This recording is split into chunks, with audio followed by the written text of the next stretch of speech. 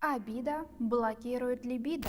Я не хочуха, я просто обижена. Особенно часто так бывает в длительных отношениях. Мы накапливаем внутри себя столько обид, что чувства начинают затухать, и мы не можем раскрыться партнеру из-за внутреннего скопившегося разочарования. И как следствие мы вынуждены быть отчужденными, чтобы избежать боли. Особенно часто такое бывает, если в отношениях уже были оскорбления, измены, предательства. Как отпустить боль от накопившихся обид и разжечь костер страсти, смотрите в моем блоге.